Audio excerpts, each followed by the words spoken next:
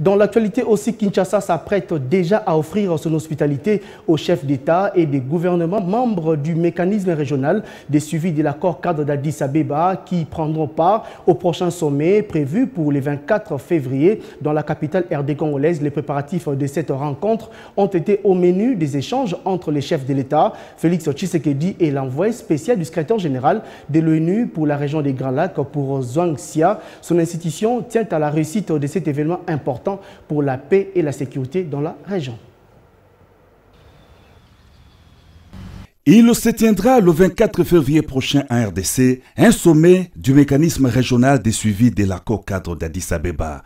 L'envoyé spécial du secrétaire général des Nations Unies dans les Grands Lacs, Zhuang Xia, qu'accompagnait la représentante spéciale du secrétaire général en RDC, Bintou Keïta, ont échangé avec le président de la République, Félix Antoine Tshisekedi Tshilombo, sur le préparatif de cette rencontre. D'entrée de jeu, l'envoyé spécial du secrétaire général, Antonio Guterres, a tenu à présenter les condoléances au chef de l'État suite au drame survenu au marché de Matadi-Kibala le long de la route nationale numéro 1, causant la mort d'une vingtaine de femmes vendeuses. J'ai tenu à exprimer au président de la République nos condoléances attristées et nos sentiments de sympathie suite à ces accidents.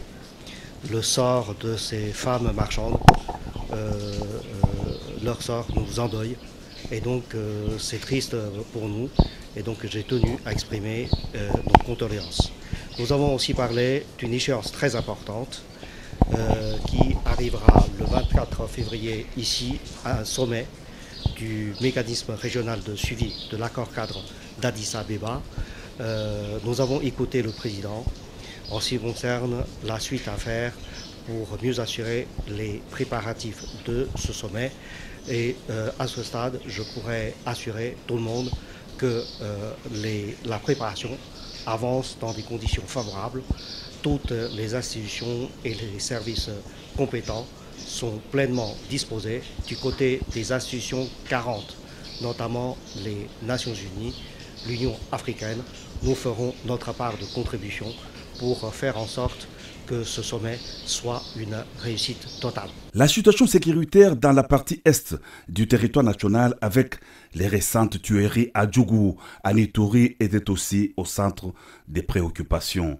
Le président de la République en a appelé à une coopération politique et sécuritaire renforcée pour mieux assurer la paix et la stabilité dans l'est du pays, a indiqué les hauts fonctionnaires des Nations Unies. Reçu à son tour par le président de la République, l'ambassadeur de l'ordre souverain de Malte en RDC, Geoffroy de Liedkerk, a aussi présenté les condoléances au président de la République suite au drame de Matadi-Kibala.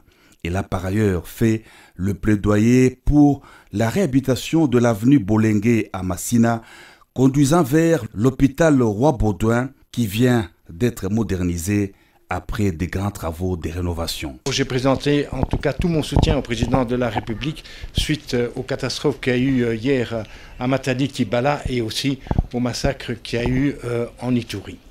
Et en fait cet entretien avait été décidé lors de la présentation des vœux jeudi dernier avec le président et je lui avais fait part de mon vœu pour l'année 2022, c'était de voir réhabiliter l'avenue Bolengue.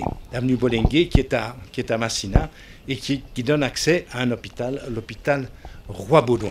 J'ai été vraiment très surpris par sa réaction.